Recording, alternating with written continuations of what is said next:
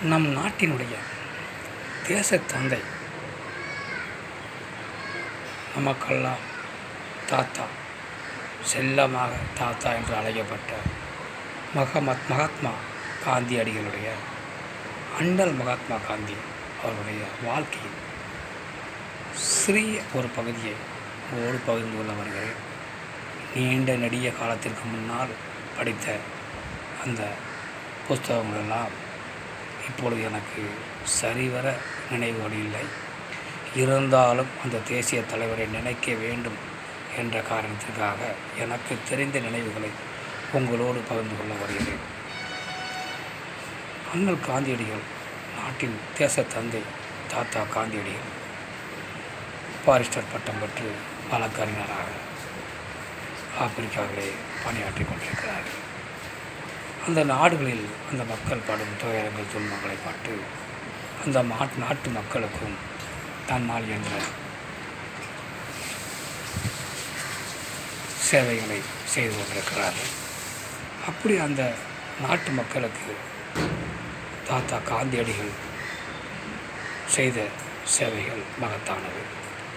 அப்படி அந்த நாட்டு மக்களுக்கு அவர்கள் செய்து கொண்டிருக்கின்ற சூழ்நிலையில் தான் நம் நாட்டிலும் நம் மக்கள் இன்னல் படுவதை கண்டு மனம் எதுவி தாயகம் திரும்புகிறார்கள்.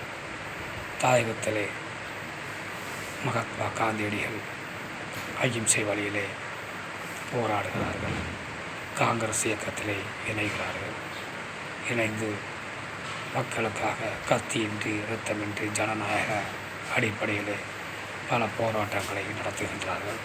சத்தியாகிரகங்கள், உண்ணாவிரதங்கள், ஊர்வலங்கள் என பல ஜனநாயக அடிப்படையிலே அந்த வெள்ளை அரசாங்கத்திற்கு நம் மக்களுடைய எதிர்ப்பை காட்டுகிறார்கள். விடுதலைக்காக போராடி கொண்டிருக்கிறார்கள். அந்த காந்தியடிகள் குஜராத் மாநிலத்தில் பிறந்தவர்கள். அவர்களுடைய ஆடைகள் எல்லாம் வேஷ்டிகள் என்று எடுத்துக்கொண்டால் 16 முழ வேஷ்டிகள் கட்டுவார்கள், சட்டைகள் போடுவார்கள். தலையில் 8 முழத்திலே ஒரு குருதா என்று சொல்லக்கூடிய தொப்பி வைப்பார்கள், கட்டி துண்டு வேஷ்டியை கட்டி வைப்பார்கள். இதுதான் அந்த குஜராத் மக்களுடைய ஆடை பரிமாற்றங்கள். அப்படித்தான் காந்தியடிகளும் முதலில் இருந்தார்கள். அப்படிப்பட்ட மகாத்மா காந்தியடிகள் ஒரு காலகட்டத்தில் தமிழகம் விஷயம் செய்கிறார்கள். தமிழகத்திலே தஞ்சாவூர் மாவட்டத்திலே பயணம் செய்கிறார்கள். அந்த தஞ்சாவூர் மாவட்டத்திலே, தஞ்சை மாவட்டத்திலே விவசாயம் நிறைந்த மாவட்டம், நெற்களஞ்சியம் என பெயரெடுத்த மாவட்டம். அங்கு விவசாய தாய்மார்களும் ஆண்களும் பெண்களும் விவசாய பணிகள் ஆற்றி கொண்டிருக்கின்றார்கள். ஆண்கள் கோமணம் கட்டிக்கொண்டு அந்த விவசாய பூமியிலே பணியாற்றி கொண்டிருக்கின்றார்கள். பெண்கள் பாவடையும் ஜாக்கெட்டும் போட்டுக்கொண்டு அந்த விவசாய பூமியிலே வேலை செய்து கொண்டிருக்கிறார்கள். இதையெல்லாம் நமது தேசிய தலைவர், தேசத்தந்தை நம் தாத்தா காந்தியடிகள் பார்த்து மனம் வெம்புகிறார். இப்படி நம் மக்கள் போராடி கொண்டிருக்கும் பொழுது எனக்கு இந்த 16 முழ வேஷ்டி தேவையா, எனக்கு இந்த சட்டை தேவையா, 8 முழ துண்டு தேவையா என்று அவர் மனம் வெதும்புகிறார். இப்படி மனநிலையிலே அவர் இருப்பிடம் செல்கிறார். சென்றவுடன் முதலில் அவர் செய்த காரியம் 16 முழ வேஷ்டியை கழட்டி அப்புறப்படுத்துகிறார். சட்டையை கழட்டி எறிகிறார்.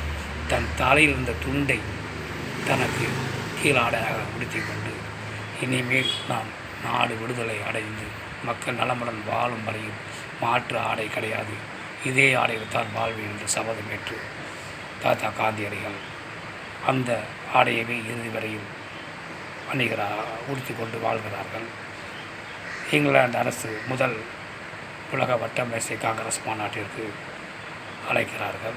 அப்பொழுது அவர்கள் நிபந்தனை கொடுக்கிறார்கள், சட்டிங்களும் ஷூட்டிங்களும் வர வேண்டும் என்று. அதனால் காந்தியடிகள், தாத்தா தேசத்தந்தை காந்தியடிகள் அந்த மாநாட்டை புறக்கணிக்கிறார்கள். 2ஆம் உலக வட்டமேசை மாநாட்டிற்கு, காங்கிரஸ் மாநாட்டிற்கும் அழைப்பு கொடுக்கிறார்கள்.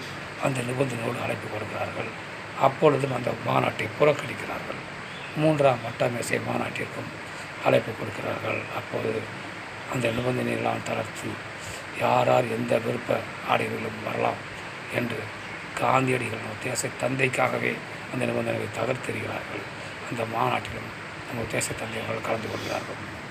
இப்படி ஒரு மாபெரும் மனிதன் என்பதை விட இந்த மக்களுக்கு பாடுபட்ட மகத்தான கடவுள் என்றே சொல்லலாம். அப்படிப்பட்ட ஒரு தலைவர் இந்தியாவிலே பிறந்து நமக்கெல்லாம் பெருமை சேர்த்தது மிகுந்த பெருமையாக இருக்கிறது.